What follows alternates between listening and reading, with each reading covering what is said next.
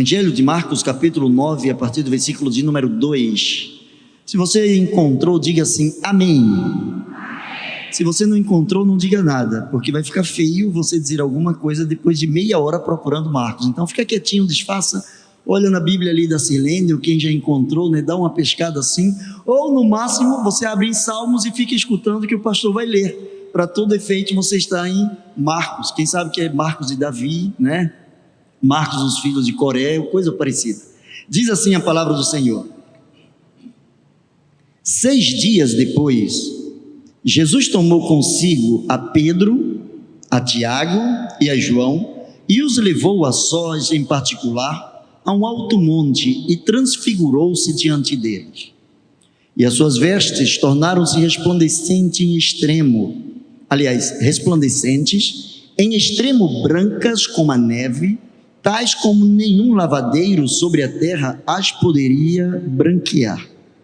E apareceram-lhes Elias, Moisés, e falavam com Jesus. E Pedro, tomando a palavra, disse a Jesus: Mestre, é bom que nós estejamos aqui e façamos 3 cabanas, uma será para ti, outra para Moisés e outra para Elias. Pois não sabia o que dizia, porque estavam assombrados. E desceu uma nuvem que os cobriu com a sua sombra, e saiu da nuvem uma voz que dizia: Este é o meu filho amado, a ele ouvi. Eu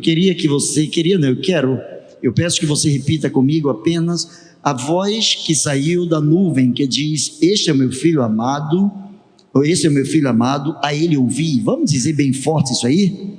Este é meu filho amado, a ele ouvi. Pai, muito obrigado. Obrigado pela orientação, obrigado, Senhor, pela ordem que tens dado à tua igreja. Ensina-nos a ouvir o teu filho. Assim pedimos em nome de Jesus. Amém.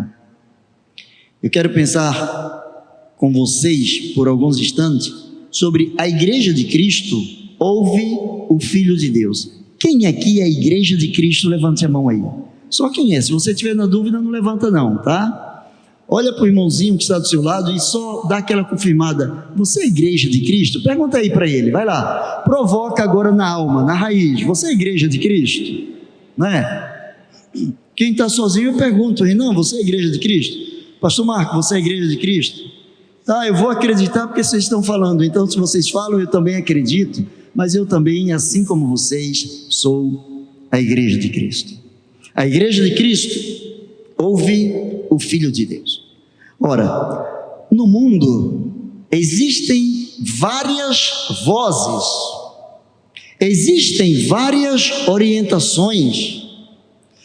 Quando nós falamos em ouvir, no sentido de atender, nós temos nas mais variadas direções, seja na religião, seja na política, seja na sociedade, seja em família, seja na nossa vizinhança, seja no trabalho, na escola, faculdade, ou em quaisquer outros lugares onde nós possamos estar, sempre haverá uma voz, sempre haverá alguém tentando nos induzir ou nos conduzir a alguma coisa. Sempre haverá, você vai ao mercado e alguém vai tentar vender para você um determinado produto. Ele vai exibir a sua voz na tentativa de ganhar você, de orientar você a fazer exatamente aquilo que ele quer. Por exemplo, as pessoas que trabalham como camelôs, elas têm e desenvolvem uma técnica muito boa. Nós temos aqui na igreja algumas pessoas que conseguem vender água no meio do oceano, areia no meio do deserto, né, Sirlene? Nós temos pessoas aqui que elas sérias já estão vendendo e quando abrem a boca falta o produto, porque são pessoas que desenvolveram, têm com muita facilidade, usam de muita facilidade para exibir o seu pensamento, tem uma clareza de pensamento, tem, no bom sentido, uma persuasão muito forte, tem uma palavra que é convincente, tem uma palavra que orienta, uma palavra que leva as pessoas a acreditarem naquilo que elas estão falando. Só que a palavra dessas pessoas, ela sempre vem coadunada, vem aglutinada à experiência de vida dessas pessoas, à maneira que essas pessoas vivem, ao exemplo dessas pessoas. Quando encontramos alguém que tem uma boa falácia, mas no bom sentido, quando encontramos alguém que usa de alguns argumentos, alguma metodologia na dicção, na exibição da sua voz, na exibição dos seus pensamentos, mas que não tem determinada vida que esteja de acordo com aquilo que se orienta, aquilo que se prega, naturalmente aquilo que se fala se perde em meio às nossas audições. Eu encontro a palavra de Deus dizendo que Jesus levou consigo 3 dos seus apóstolos. Os 12 já eram homens escolhidos, eram homens especiais. Jesus chamou para si 12, a quem ele chamou de apóstolos, a quem ele deu o título de pessoas que deveriam ser preparadas para prepararem outras pessoas. E desses 12, Jesus ainda escolheu um subgrupo, pegou 3 para estar mais perto dele e saiu para orar com essas pessoas. E saiu um pouco mais adiante para falar com Deus, e a Bíblia diz que Jesus se transfigurou, as suas vestes se tornaram resplandecentes em meio a todo aquele acontecimento, e diz a palavra de Deus que veio uma voz que sobressaiu daquela nuvem, que veio daquela nuvem dizendo: este é o meu filho amado, a ele ouvi. Ali nós temos pelo menos 3 citações ou 3 épocas específicas apresentadas em um só episódio. Se você pegar o texto que nós estamos tomando por base, Marcos capítulo 9, versículo de número 4, nós vamos encontrar a palavra de Deus dizendo: e apareceram-lhes Elias e Moisés e falavam com Jesus. Quem era Elias? Elias, nada mais, nada menos, era do que um homem de Deus, um profeta de Deus, um homem que recebia de Deus a mensagem e que com autoridade passava às pessoas, um homem que tinha intimidade com Deus e recebia de Deus a orientação de Deus para passar às pessoas, e segundo a sua palavra, as coisas aconteciam de acordo com aquilo que ele falava, inspirado pelo próprio Deus, as coisas iam acontecendo. Diz a palavra de Deus que também apareceu Moisés, que ali estava representando a lei.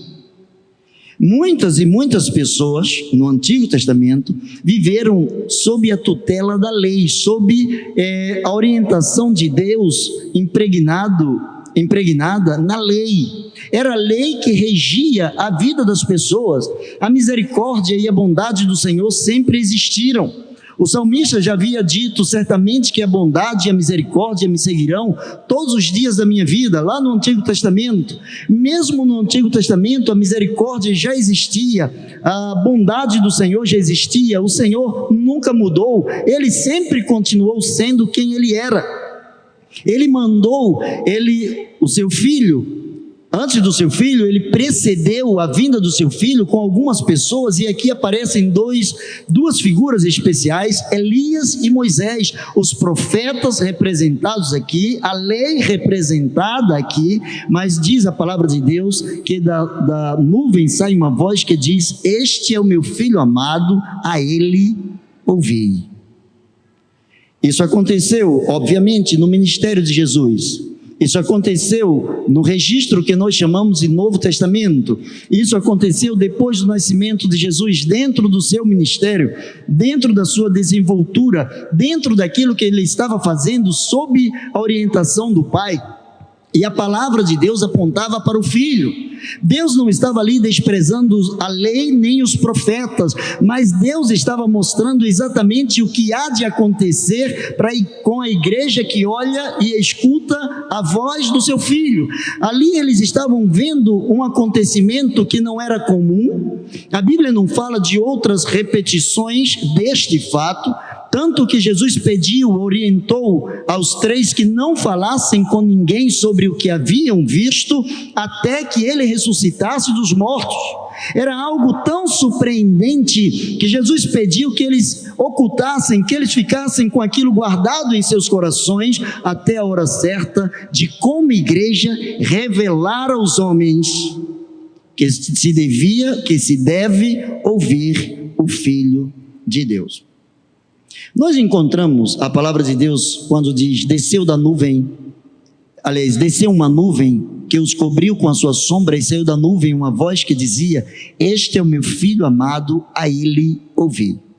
Em todos os lugares, situações, momentos, nós somos tentados a ouvir alguém. Quantas vezes nós pedimos um conselho a alguém, quando de repente chegamos em um lugar que nós não conhecemos, em um bairro que não conhecemos, uma cidade, estado, país, em qualquer lugar em que nós não sabemos onde encontrar determinada coisa ou determinada pessoa, e nós pedimos uma informação às pessoas. E por vezes alguém pode nos dar uma informação errada, alguém pode nos ensinar um caminho que não é o caminho que nós estamos querendo. Alguém pode, por exemplo, alguém que está perdido, aqui no estado do Rio de Janeiro nós temos uma dificuldade em determinadas áreas, sem nenhum menosprezo para com as pessoas, mas em algumas áreas específicas, pedir informação é um tanto quanto perigoso. Porque as pessoas podem orientar por determinado caminho, e ao entrar num caminho errado, isso pode custar a vida de algumas pessoas. Não são poucos os fatos que são revelados de pessoas que, por engano, entram em determinados lugares e que foram alvejados, que foram prejudicados, que foram atingidos por algumas balas ou por alguns delinquentes que tentaram tomar de tais pessoas ou subtrair de tais pessoas aquilo que lhes pertencia. Pedir informação exige, antes de tudo, que estejamos acreditando naquele que informa. Se eu pergunto a alguém como fazer para chegar em determinado lugar, e essa pessoa me orienta, e eu não acreditar na palavra dela, possivelmente eu não vou seguir essa orientação.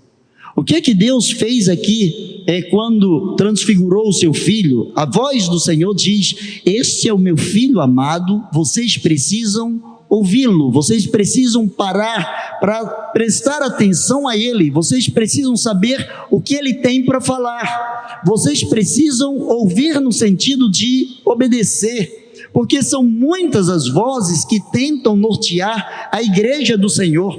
Por vezes nós encontramos, em alguns momentos, nós encontramos as vozes do mundo, e essas vozes, por vezes, nos parecem aceitáveis.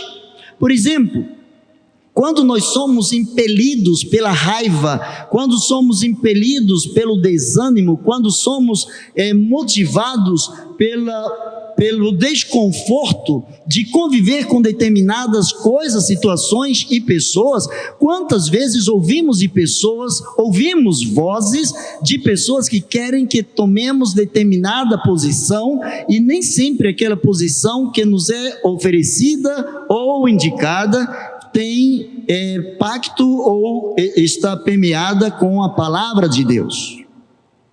Nem sempre a voz do povo é a voz de Deus.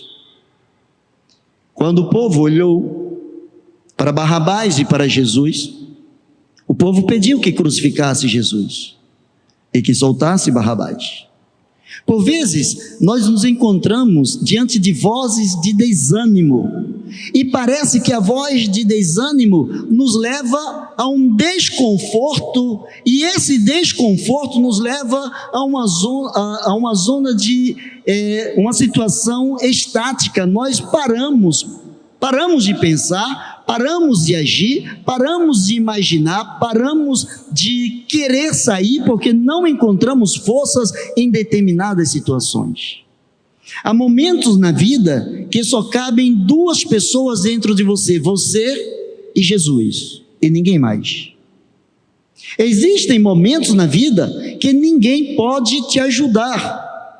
Há momentos que você pode ouvir alguém, pode ouvir a palavra de Deus, pode ouvir um conselho de um amigo, pode ouvir uma determinada orientação de alguém que você preza, que você confia ou acredita, mas há momentos em que nenhuma palavra humana consegue chegar ao âmago do seu coração, consegue modificar a sua mente, consegue te trazer paz.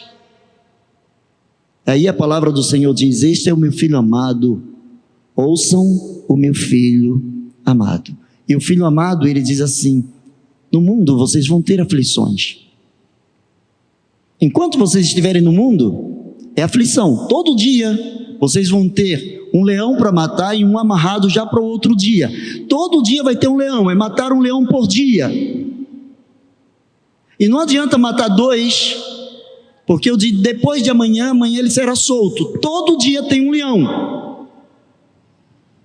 Só que, matando todos os leões que aparecerem, matando todas as investidas do inimigo contra você, lutando contra tudo, contra todos, e às vezes até mesmo sem força, até mesmo sem saber o como reagir, você vai descobrir que a palavra de Deus, o Filho de Deus, ele mesmo diz, dado que Deus disse: ouçam o meu filho, e o Filho de Deus diz: eu estarei com vocês todos os dias até a consumação dos séculos. Senhor, mas eu estou praticamente vivendo uma situação de inferno. Não há problema. Se Jesus tiver que ir com você dentro do inferno, ele vai dentro do inferno, ele não tem medo do inferno. Se Jesus tiver que te tirar do inferno, ele vai te tirar do inferno. Se Jesus tiver que tirar você das mãos do sagaz enganador, ele vai tirar você. Ele não tem medo.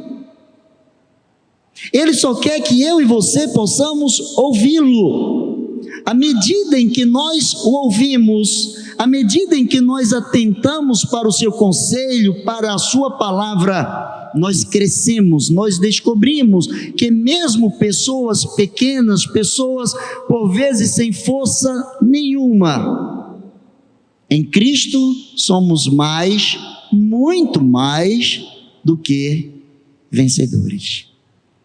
As vozes do mundo não podem conduzir a igreja do Senhor. A igreja do Senhor é o primeiro e o último recurso de Deus aqui na terra. É o primeiro e o último recurso. Você já ouviu algumas pessoas, quando alguém está doente, algumas pessoas, para enfatizar o grau de importância da enfermidade, usam a seguinte frase: daí em diante só Deus. Mas desde que estava com saúde, dali em diante só Deus mesmo. Quando começou a perder a saúde, dali em diante só Deus. Agravou a enfermidade, dali em diante só Deus. O tempo todo só Deus. Porque ele diz: sem mim vocês não podem fazer nada. Ele não divide a sua glória com ninguém. As vozes do mundo, os conselhos do mundo. E quais são os conselhos do mundo? Um dos conselhos do mundo é o pecado, porque o pecado ele é desejável, o pecado ele é doce. Ou para quem não gosta de açúcar, o pecado é salgadinho. Tem pessoas que não comem açúcar, né? Aí vai dizer: eu não estou pecando porque eu não gosto de açúcar. O pecado ele tem sabor de mel. As consequências do pecado é que são desastrosas.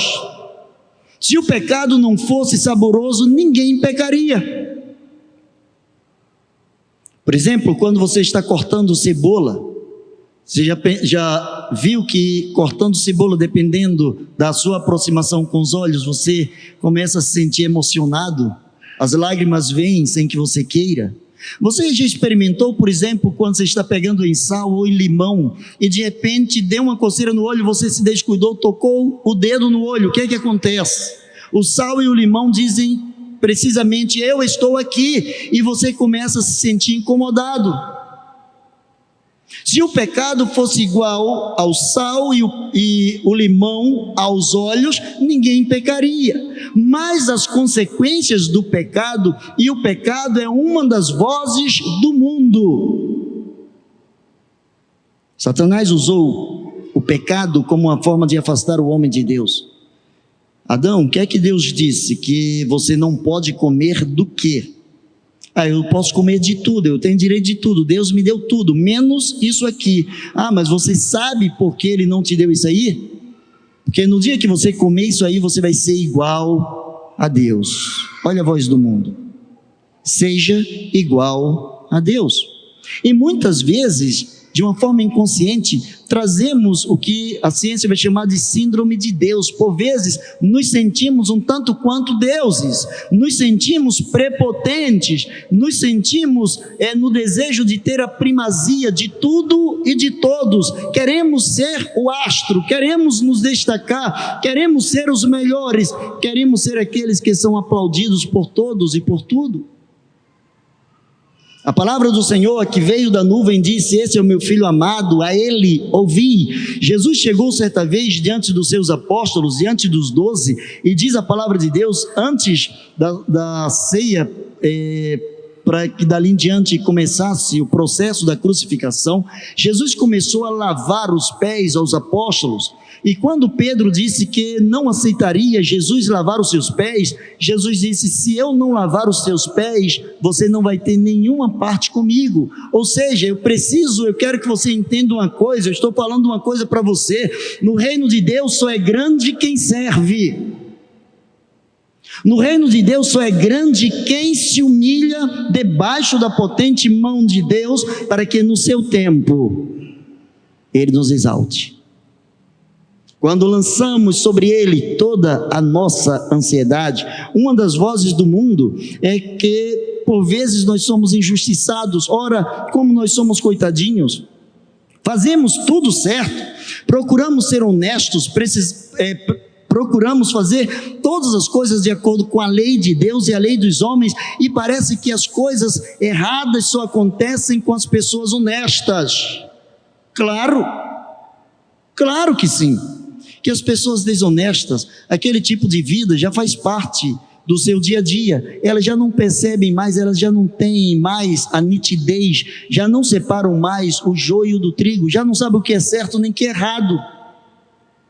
E uma das vozes do mundo é que aquilo que é errado mais me dá prazer, se mesmo que seja um desejo ilícito em todas as esferas possíveis, eu não devo me privar desta coisa, porque na minha vida mando eu. Este é meu filho amado, a ele ouvi. O que é que ele falou? Ele falou para os 12, falou para os demais discípulos: se alguém quiser vir após mim, não na minha frente, ninguém vai dizer a mim o que eu tenho que fazer, dizia Jesus. Se alguém quiser vir após mim, seguindo as minhas pegadas, minhas pisadas, se alguém quiser vir após mim, negue-se a si mesmo, esvazie-se a si mesmo, tome a sua cruz. Seguir Jesus sem cruz não existe. Se alguém falou para você que você pode seguir a Jesus só com uma estaca ou com uma vara nas costas, isso alguém mentiu para você, ou você mentiu para você tentando ouvir aquilo que você gostaria de ouvir. Se falaram para você de um evangelho de facilitações, mentiram para você. Se você está falando para você de um evangelho água com açúcar, você está mentindo para você, porque o evangelho é, antes de tudo, negar-se a si mesmo, todos os dias, é abrir mão todos os dias. Ser evangélico, no melhor termo da palavra, é estar crucificado com Cristo. Quem está crucificado não sai da cruz. Não existe essa do evangélico de vez em quando sair da cruz para dar um passeio. Está crucificado, segura aí, eu não vou morrer agora. Aí desce, vai, faz o que quer, depois volta para a cruz. Não existe isso. Quando levaram Jesus para a cruz, quando tiraram Jesus da cruz, ele já estava morto. Quando tiraram os ladrões da cruz, os ladrões já estavam mortos. Quem vai à cruz precisa morrer. Não tem como sair da cruz vivo. Não existe essa de sair da cruz vivo. Você pode até não ir à cruz, é uma escolha sua. Você pode até não querer carregar a sua cruz. Mas se você quiser seguir a Cristo, é indispensável que tome e carregue a sua cruz. A Igreja de Cristo ouve o Filho de Deus. Para isso, a igreja o busca com um coração sincero, um coração autêntico. E quando eu digo um coração sincero, autêntico, não é um coração perfeito, um coração sem pecado, um coração de um semideus. Não existe um outro Deus além do nosso Deus. Não somos semideuses, mas um coração sincero, um coração que tenha prazer em servir ao Senhor, e um coração que, quando errar, quando pecar, reconheça o que diz a palavra de Deus. Filhinhos, essas coisas eu escrevo a vocês para que vocês não pequem. João escreveu isso lá na sua primeira carta. Filhinhos, estas coisas vos escrevo para que não pequeis. Se todavia alguém pecar, temos um advogado para com o Pai, Jesus Cristo, o justo. E João diz que o pacote é completo. Ele é advogado, mas ele também é o penhor, ele também é o pagamento, ele também é o cumprimento da sentença. Jesus Cristo justo, e não somente aquele que perdoa, não somente aquele que leva os nossos pecados em nosso lugar, sobre suas costas, sobre a sua vida, mas aquele também que se identifica conosco quando nós confessamos os nossos pecados. Se confessarmos os pecados, não encobrindo os pecados, se confessarmos os nossos pecados, Ele é fiel e justo para perdoar os pecados e nos purificar de toda a injustiça. Se confessarmos, e se não confessarmos, Ele não perdoa. Só existe uma fórmula para que o pecado seja perdoado: é a confissão sincera. É a confissão, é quando abrimos o coração sincero é aquele que é autêntico, aquele que chega diante de Deus, diante de Jesus, e diz assim: eu pequei, Pai, eu constrangi o teu espírito, Deus, eu machuquei a tua vontade, Deus, eu passei por cima da tua ordem, eu fiz isso. Há muitas pessoas que terceirizam tudo, inclusive a culpa pelo pecado. Adão foi alguém que terceirizou a culpa.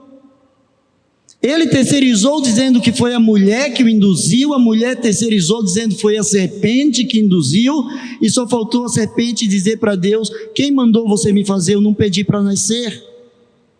Eu não pedi para nascer.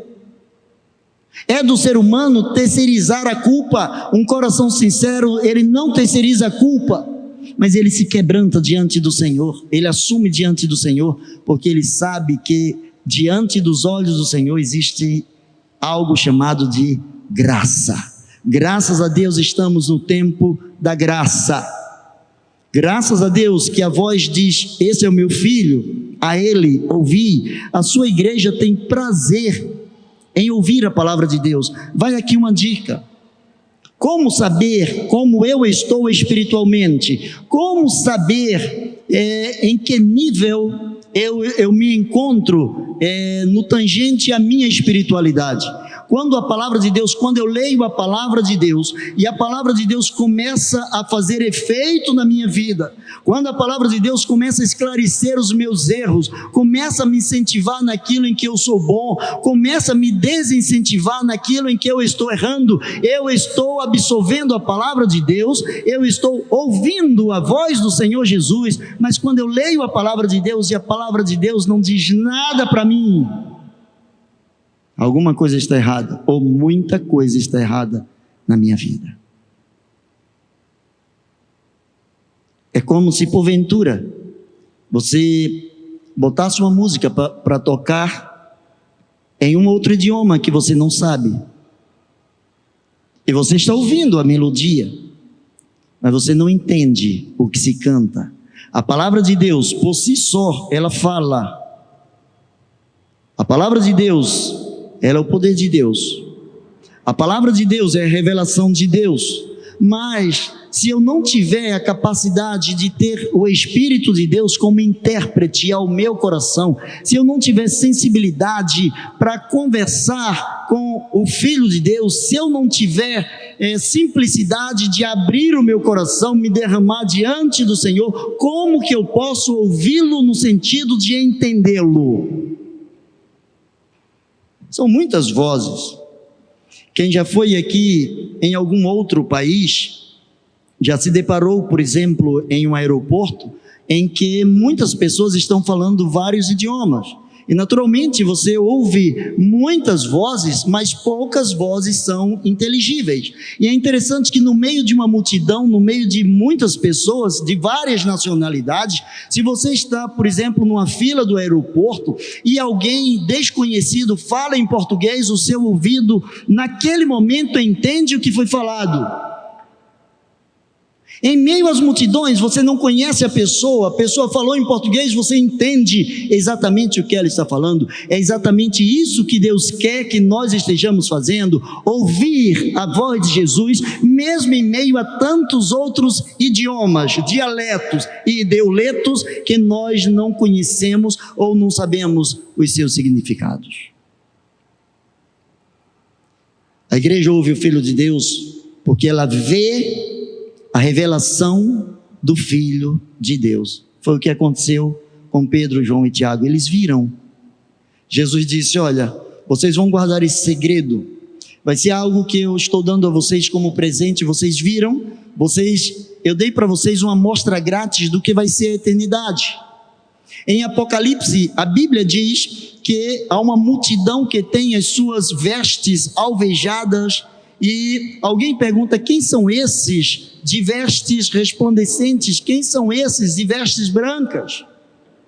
E a palavra de Deus diz: esses são aqueles que foram lavados no sangue do Cordeiro. A igreja do Senhor, através de João, Pedro e Tiago, a igreja pôde ver um pouquinho já da eternidade, pôde contemplar um pouquinho daquilo e daqueles que nós seremos na eternidade. Mas enquanto a igreja estiver aqui na terra, não adianta querer ver o sobrenatural, se não estivermos vivendo de uma forma natural aquilo que fala a palavra de Deus. Há muitas pessoas atrás do sobrenatural, e não tem nada de errado, ótimo. Quanto mais você tiver experiências com Deus, porque o sobrenatural é o natural de Deus. Qual é o natural de um brasileiro que nasceu, cresceu, foi alfabetizado dentro do Brasil? Falar português. Isso é o natural.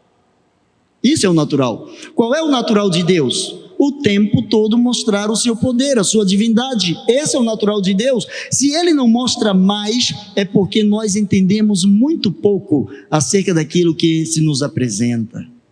Mas não precisamos, nem podemos ousar querer descobrir coisas transcendentais, coisas enormes, coisas magníficas, se a nossa base, que é a palavra de Deus, ela estiver esquecida. Se ela estiver esquecida. Certa vez, o mesmo Pedro, a quem Jesus permitiu ver a transfiguração, Jesus perguntou a ele: para você, quem é o Filho do Homem? Quem sou eu na sua vida? Quem sou eu na sua experiência? Jesus já tinha falado por palavras, por gestos, por milagres, pelo exemplo. E agora Jesus queria que Pedro falasse para ele alguma coisa, e Pedro diz assim: tu és o Filho de Deus, tu és o Cristo, tu és o Messias esperado. E Jesus diz para Pedro: Pedro, quem te revelou isso, ou quem revela isso, que eu sou o Messias, que eu sou o Filho de Deus, que eu sou o ungido de Deus? Nem é a carne, nem é o sangue, mas é o Espírito de Deus, é o Espírito do meu Pai, que convence você do pecado, da justiça e do juízo. E Jesus disse: olha, é sobre essa base, em cima desta base, em cima dessa tua palavra, em cima dessa tua afirmativa, eu vou edificar a minha igreja. A igreja edificada na palavra. Você quer saber a vontade de Deus? Vai para a palavra. Eu li a palavra, não entendi. Ore ao Senhor e leia a palavra. Ah, mas a palavra é chata, eu leio e não entendo. Peça ao Espírito Santo, Ele é o intérprete. Peça a Ele: Senhor, revela para mim. Senhor, eu quero entender a Tua palavra, eu quero perceber o que Tu estás falando para mim na Tua palavra. Se tem alguém que está interessado em que você entenda a palavra de Deus, é o próprio Deus. Quando você escreve uma carta para alguém, você quer que esta pessoa entenda exatamente o que você está sentindo, o que você está querendo falar. Deus não escreveu para que você não entendesse. Ele escreveu para que você entendesse. Você quer o sobrenatural de Deus? Está aqui o sobrenatural de Deus. Você quer o poder de Deus? Está aqui o poder de Deus. Você quer o crescimento, quer a vitamina que faz você crescer em Deus? Está aqui o poder, a vitamina que te faz crescer em Deus. A igreja de Cristo, ela fala ao mundo aquilo que Deus lhe fala. Em outras palavras, a igreja, ela é apenas a boca de Deus. Isso a teologia chama de antropomorfismo, são formas humanas que nós atribuímos a Deus. A Bíblia diz que Deus é espírito, e como espírito, Deus não tem um braço de carne, uma mão de carne, como nós temos, mas geralmente nós oramos como: Senhor, estenda a tua mão, porque nós temos como certeza que quando alguém impõe a mão sobre a vida de alguém, é um sinal de bênção. O que é que nós estamos dizendo? Senhor, coloca a tua bênção sobre nossas vidas. Quando nós pedimos ao Senhor que estenda a sua mão, que Ele incline os seus ouvidos, que Ele abra os seus olhos, são formas humanas que nós atribuímos a Deus, e mesmo assim Deus entende e Deus aceita. Deus, na pessoa de filho, teve todas essas características. Deus, na pessoa de pai, o próprio filho revelou dizendo que Deus é espírito, e importa que os seus adoradores o adorem em espírito e em verdade. Caminhando para o final, a igreja de Cristo fala ao mundo aquilo que Deus lhe fala pelo caráter de Deus. Preste bem atenção aqui, não é pelo caráter da igreja, é pelo caráter de Deus. Eu só posso falar ao mundo quem Deus é se eu demonstrar na minha vida o caráter de Deus, não o caráter de Eduardo. O caráter de Eduardo, ele não presta, ele é humano, ele é falho, ele é igual a qualquer uma outra pessoa.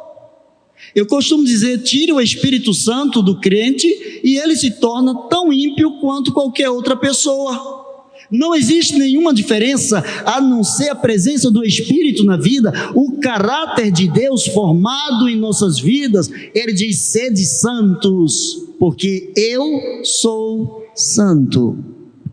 Se você estiver perto de uma geladeira, perto de um freezer no supermercado, e ficar muito tempo, naturalmente você vai receber uma boa quantidade de ar frio.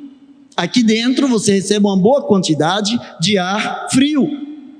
Mas se você estivesse perto de um fogão, naturalmente agora você estaria pingando de suor, porque você recebe também uma porção de calor e que vem ao encontro do seu corpo. Quando nós nos aproximamos de Deus, quando nós vivemos a palavra do Senhor, nós passamos a ser parecidos com o Pai, e aquela palavra, tal Pai, tal Filho, se cumpre em nossas vidas, porque o nosso caráter passa a ser o caráter de Deus. Sede santos, porque eu sou santo. A igreja fala ao mundo pelo testemunho de Deus. Há muitas pessoas que tentam persuadir outras pessoas a aceitarem a Cristo pela força, na imposição. E diz a palavra de Deus: não é por força, nem por violência, mas pelo meu Espírito. Certa vez uma ovelha minha, ele namorava uma pessoa que não era cristã, ele tinha uma namorada que não era cristã, e ele já tinha feito de tudo para falava de Jesus para ela, e ela nunca entendeu. Quando foi um dia, eles iam casar, estavam preparando o casamento, e ela disse assim: olha, só tem uma coisa, nós vamos casar num lugar neutro, porque eu não vou casar numa igreja evangélica, porque eu tenho uma outra religião.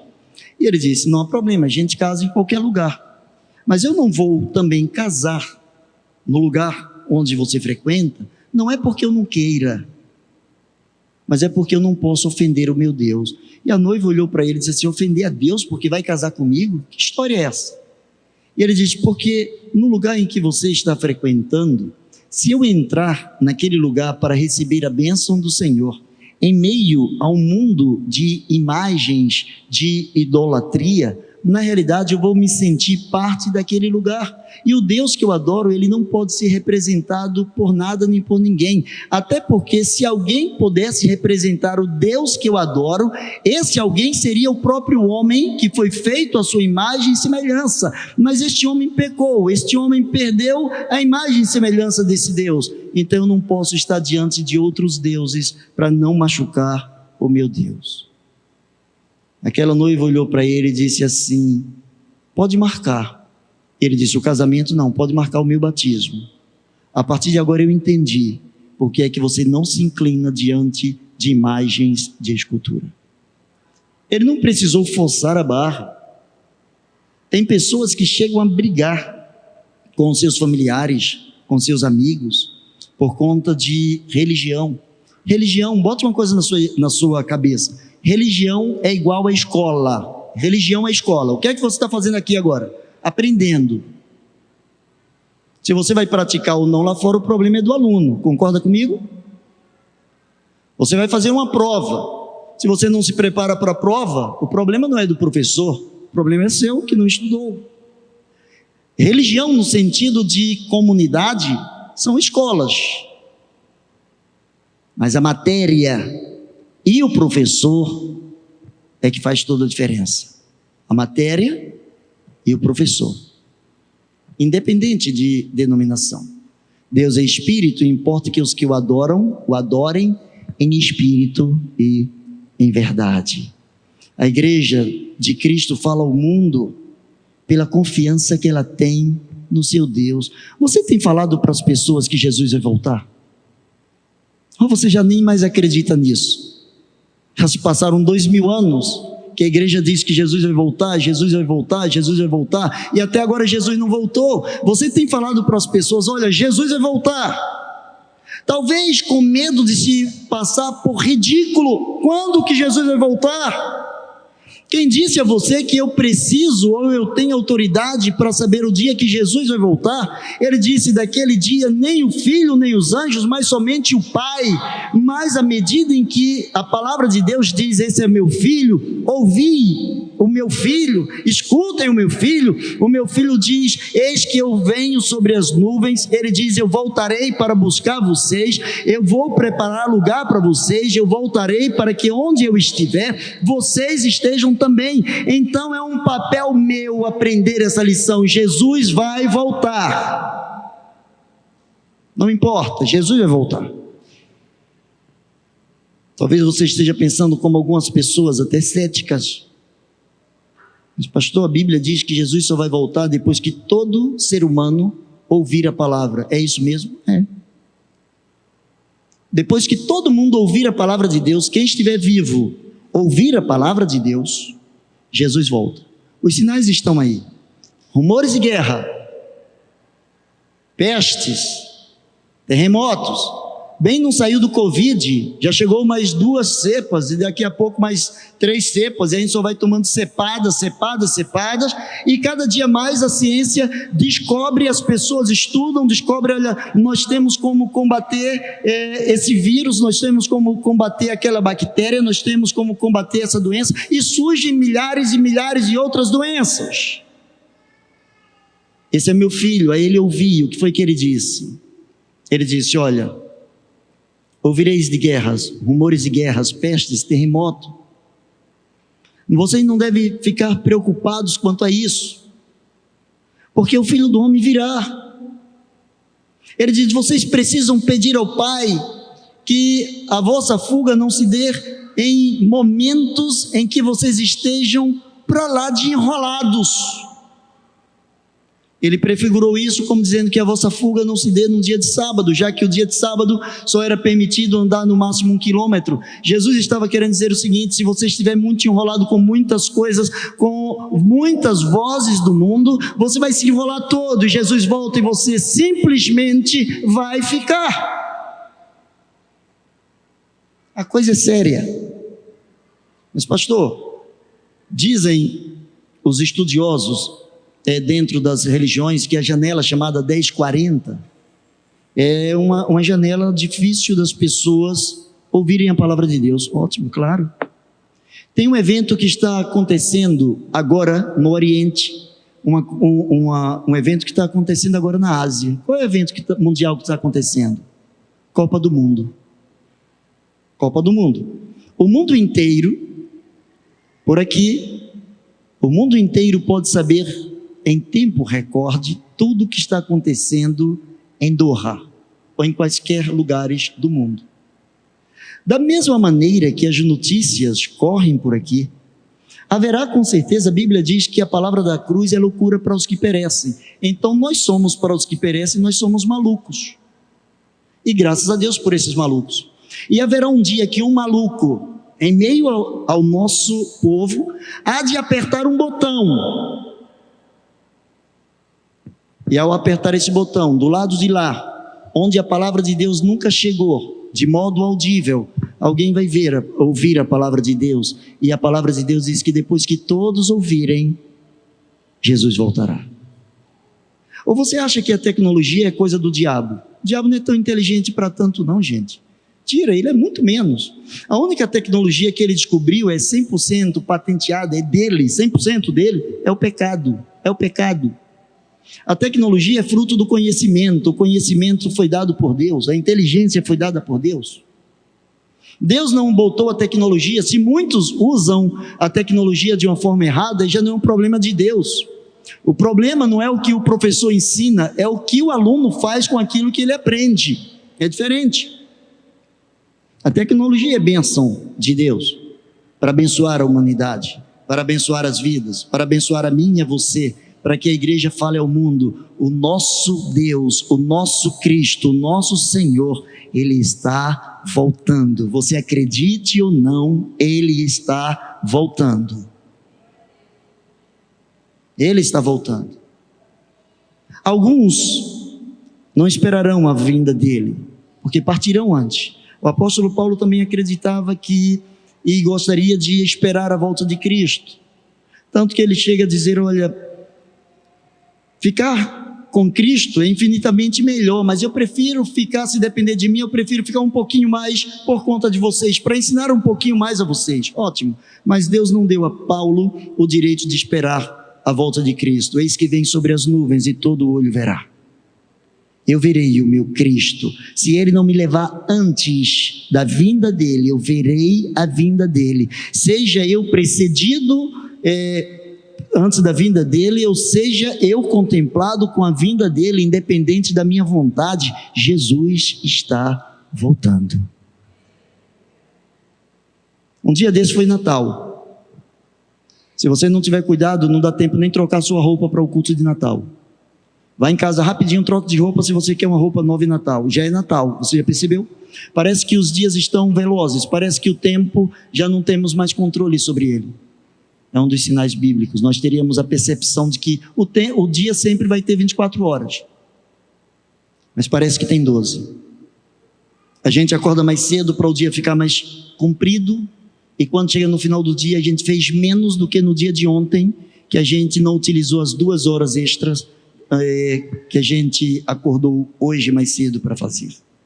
Para concluir, às vezes algumas vozes podem soar aos ouvidos da igreja, mas como ovelhas do Supremo Pastor, a igreja ouve sempre a voz do seu pastor. Não importa o que eu acho, o que o Eduardo acha, é o que o Eduardo acha. O máximo que você precisa fazer é respeitar o que eu acho. Mas o que eu acho, o que você acha, não decide a nossa vida. O que decide a minha e a sua vida é o que Jesus quer. É o que Jesus ordena. É o que Jesus orienta, independente de quem esteja falando. A igreja só se inclina para ouvir aquilo que vem do seu Senhor e Salvador Jesus. Ele diz a palavra de Deus que é uma ordem de Deus: ouvir a Ele ouvir. Ouçam o próprio Filho de Deus. Esse é o meu Filho amado, a Ele ouvir. Quando nós abrimos a Bíblia, lá em Apocalipse, uma das frases que mais se repete é o seguinte: quem tem ouvidos para ouvir, ouça o que o Espírito diz à igreja. Eu perguntei no início, quem é a igreja? Você levantou a sua mão. Você continua sendo igreja? Você continua sendo igreja? Se você continua sendo igreja, você precisa ouvir a voz do Senhor. Baixa a sua cabeça.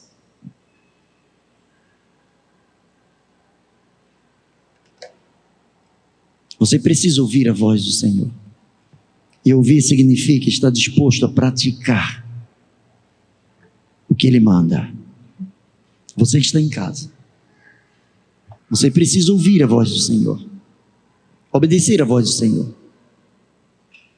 Pai bendito, em nome de Jesus, para a honra e glória do Teu santo nome, ensina-nos a ouvir a Tua voz, em meio a tantas outras vozes, em meio a tantas confusões sonoras. Pai, nós queremos nitidamente perceber a Tua voz, queremos nos inclinar à Tua voz, nós queremos obedecer a Tua voz. A Tua palavra diz que devemos ouvir o Teu Filho, nós queremos ouvir o Teu Filho. Fala, Jesus, fala pelo Teu Espírito, fala aos nossos corações, liberta-nos, ó Deus, da surdez espiritual. Abre os nossos ouvidos, abre, ó Deus, o nosso entendimento, fala aos nossos corações, porque assim oramos em nome de Jesus, amém. Deus abençoe você.